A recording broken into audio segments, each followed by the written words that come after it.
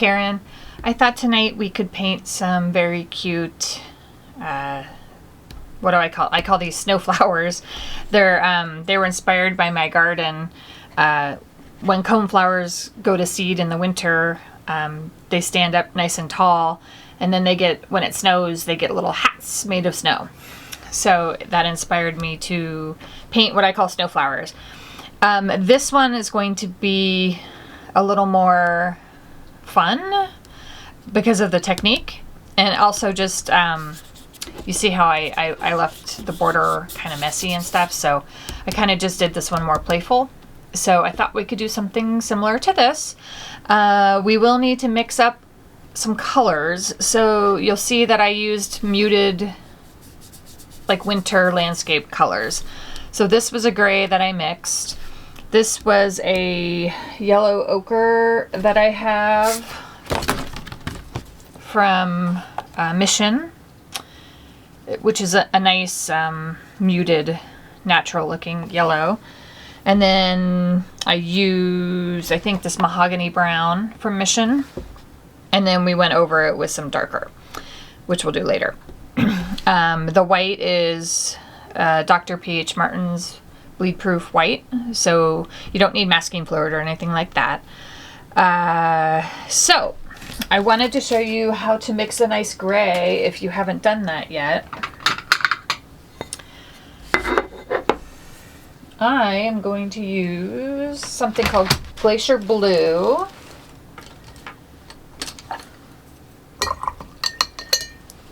Which is this right here. It's a nice bright blue. And then I'm going to use something called Coffee Brown. This is by Mission. And so it's really just kind of finding the right mix. Keep adding water. What you're looking for is a grayish color, so not too brown, not too blue. And just remember, the more water you add, the lighter your value will get. So see how it made a really nice gray? It's lovely. So it's that simple. So blue and brown make a lovely wintry gray.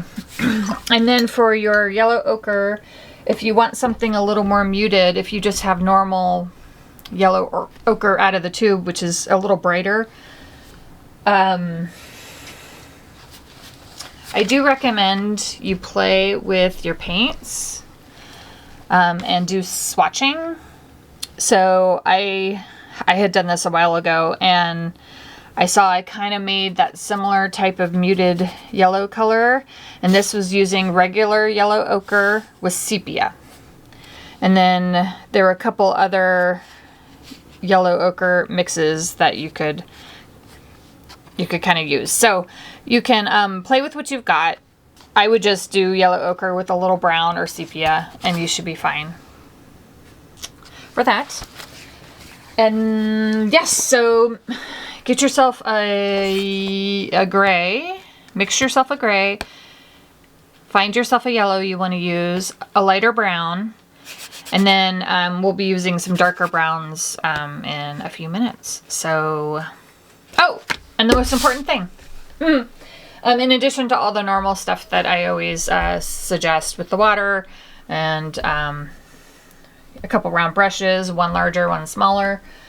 For this one, to do some of the little detail, you might want a brush with like a skinny tip, some sort of bigger brush or something. I like this one by Fumui. It's called Extended Point. But one of the most important things is you need a straw. So grab yourself a straw. It can be any kind. This is one of those reusable metal straws. And that's how we're going to create the stems. So I told you it's going to be fun. So, all right, gather up all your stuff and mix up yourself some colors that you want. And I will be back and we'll get going. Okay, we're back. I went ahead and taped this one down to a board, and mine is going to be pretty small. It's 2.5 by 3.5 inches because I'm going to turn mine into an ACEO, which stands for Artist Cards, Editions, and Originals, because I've been making a bunch of those lately. So it'll look a little more tidy than this one, but I encourage you to do loose borders like this if you wanted to make something kind of more playful. All right, so if you're ready to go, just grab a medium-size round brush, and we're going to just do wet on dry. So we're not going to wet the page first. And we'll start with our wintry gray color. And again, I'm holding the brush loosely, as always, so you don't have a whole lot of control. Just keep adding some water. You can make some of the parts darker. And go about, I don't know, a third of the way down maybe. And you can always make the corners a little darker, which is a neat technique. And then we're gonna go directly into our yellow ochre, or whatever yellow. This is mine. It's going to go straight in. You're just going to let it, don't make an even line, but just let it blend with the gray. Add some water to smooth that out. And then your brown. So I'm starting with this light mahogany brown. And again, you're not doing a line. Do it very loosely. Remember, this is like a meadow. Okay. And if you want to add a little texture like we've talked about in other videos, go ahead and rinse your brush and just get some clean water on it. Switch to your non-dominant hand and just tap. And it'll make some marks in the paint that may or may not show up when it dries, but it's a good way to add some interest. So let that dry, or give it a dry with your blow dryer, and we will be right back and we will keep going. Okay, we're back. So have your straw handy and have some nice wet and juicy paint. So I have 2 shades of brown and some black on my palette, and I'm going to make sure that they're wet because we're going to have to move a little fast for this one, for this step. So very, very wet paint. And again, holding my brush loosely, I'm going to focus just down on this brown area, and I'm just going to very thickly add blues and blacks. And you can add a little water if you need to kind of blend it out a little bit. Okay. So it should be very, very wet. And now you're going to use your straw and you're going to blow. And then kind of tilt it. Okay. So don't go overboard. I'm going to leave that alone. So do you see how cool that looks? Okay. So that's it for the blowing. So put your straw away. And then while it's still wet, you're going to grab one of your thin little brush. And some of these areas where the paint kind of got a little blobby, we're going to go ahead and bring some water in and soften those areas. So it'll kind of look like a seed head of sorts. Okay, and it doesn't have to be perfect. In fact, it's better if it's not perfect.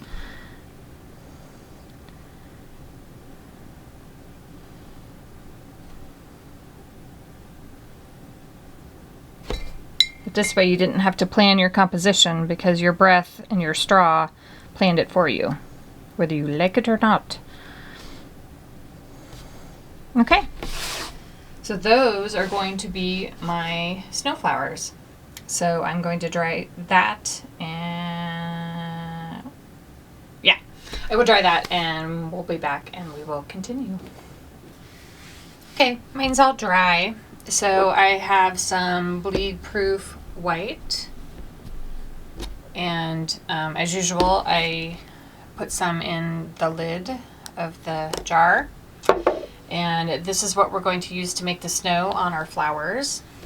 And some of mine are a little pale, but we'll get back to that, and we'll be adding some details. So have a paper towel handy so you can blot off some of the white, because it's very white. And let me get a little closer. So we're just very loosely going to start adding white and leave some of the background showing through if you can. So just dance your brush around, and you can cover up some of your brown, that's fine. Okay.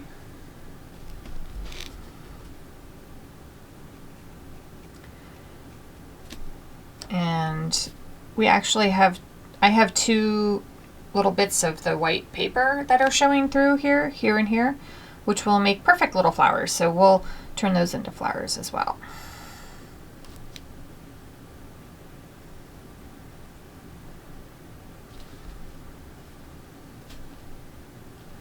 Okay, and we're going to come back to the white a little later, but go ahead and dry that and then we'll be right back. Okay. For this next bit, I'm going to pick up a very thin brush and then a small round brush. This is a size 2 Princeton brush, and this is to do the little leaves on our plant. So any small round brush will work fine. I'm just going to go ahead and use the browns that are on my palette.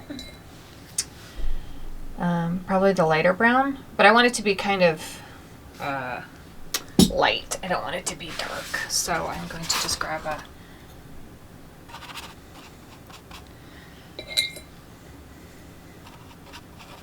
that should work. That'll be fine.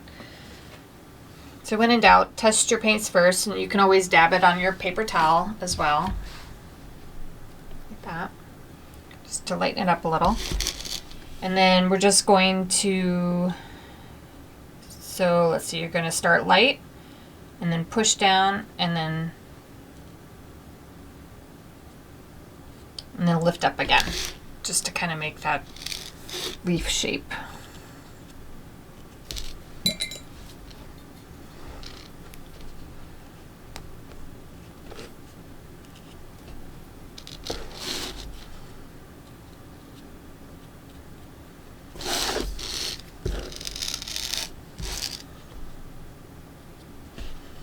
And I'm actually going to put a couple down here because we're going to add, I'm going to turn those 2 white splotches into flowers as well. So let me grab my thin brush and try to take care of those 2. Hopefully it won't look odd. Maybe I shouldn't have done this actually, but we'll just kind of make it look somewhat like the others. Angular, like and this one's just kind of straight. Okay, that'll be fine. Nobody will know. Okay, so now we want to add a little detailing to the bottom. If you know what coneflowers look like, they kind of have like a little, I don't know what they are. Not petals, but little shoots that come out of the bottom of the blossom. So this is the time where we can start adding some darks. So I'm just picking up browns and blacks on my palette. I'm not really even looking. I'm just kind of grabbing them and just doing little lines kind of messy. Not overthinking it, just adding some little details to the flowers. And they'll all look different.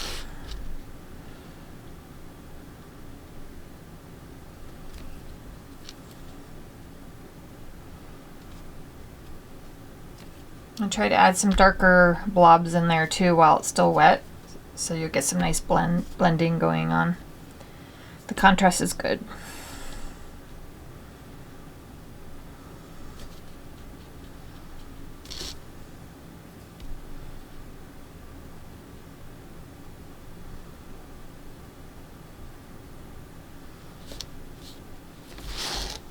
Okay. All right. Now I think I'm just going to very lightly make some of these stems a little darker, because mine turned out pretty light. So you may not need to do this.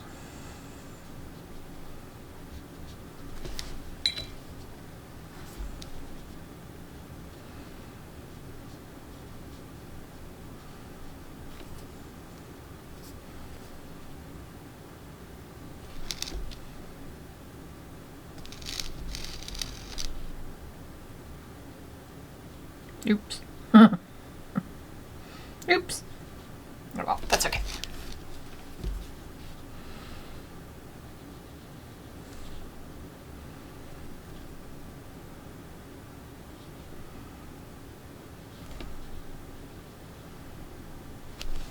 Okay.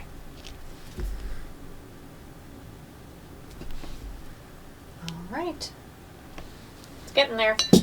Give yours a dry, and I'll be right back. Okay, we're back. For this one, you are going to want to have a little bit of paper towel handy. So what we're going to do is add a little shadow to the white flowers. So the snow that's piling up on the flowers would have shadows to it. You can either use the gray that you mixed up, or if you have, let me get Shadow Violet by Daniel Smith. That's what I like to use for my shadows. It's kind of a purpley, it's a lovely purple color.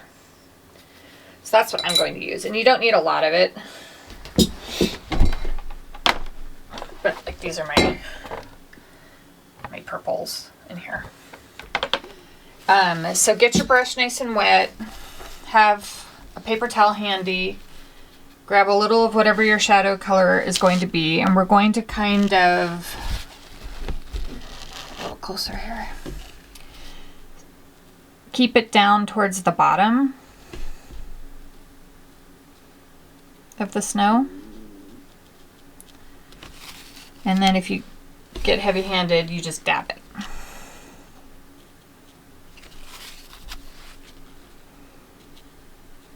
Just keep it nice and light.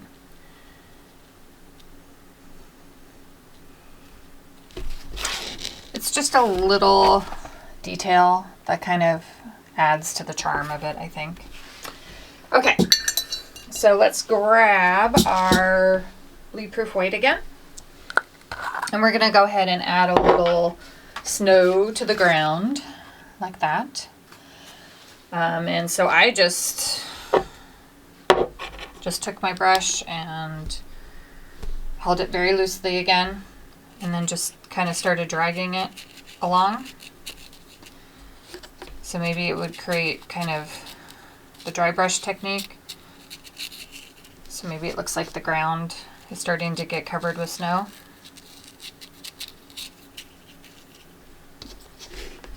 And I think on this one, see how I've got this, we'll make this like this little upper part look like a snowdrift or something.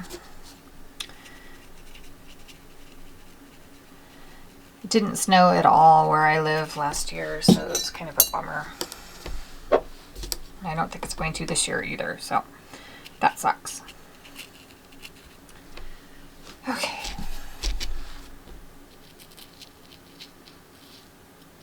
So you're just letting your brush, holding it lightly and letting it skip. And then one cute little detail. Well, you know what? I'm going to switch to a white pen.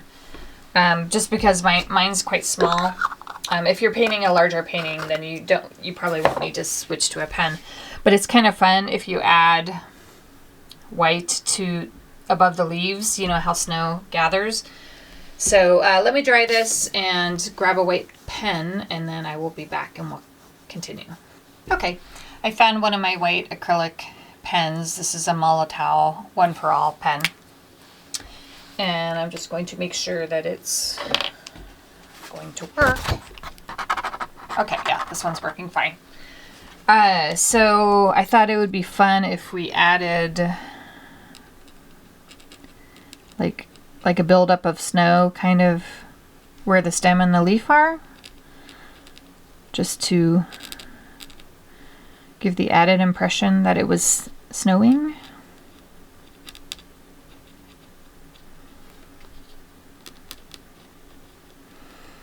And you can just use your bleed-proof white for that as well, and a small brush.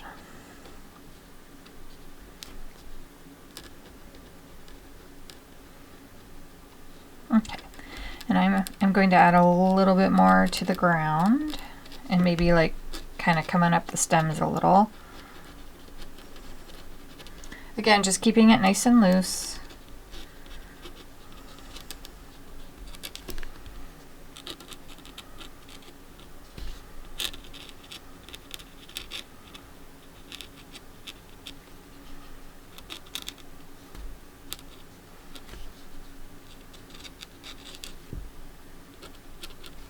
And if you have any flowers that you want to be a little whiter, this would be a great time to do that, because we're almost done.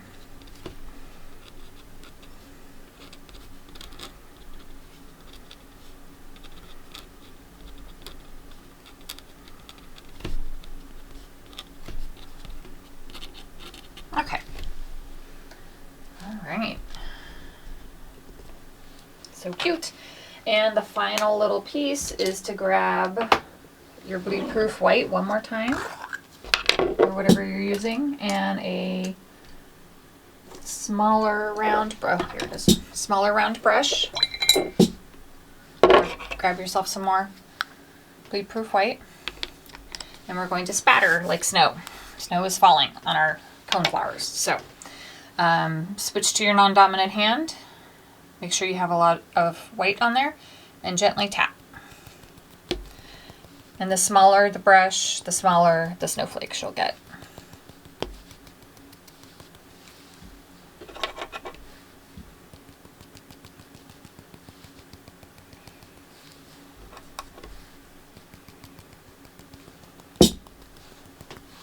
Okay, how adorable. Okay, let me dry this and then we'll peel the tape and take a look.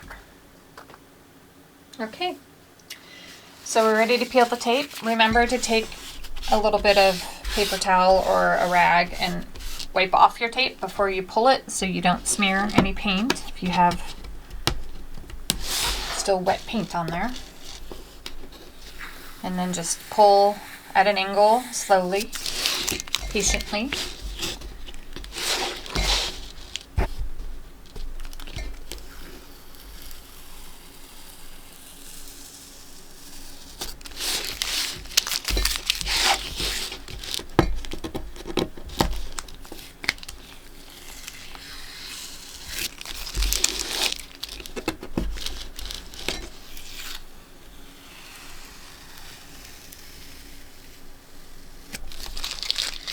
Okay,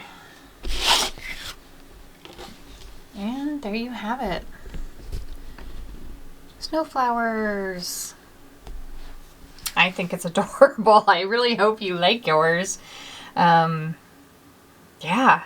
Anyways, very easy, very fun technique. So give it a go and have fun. And I will see you next time.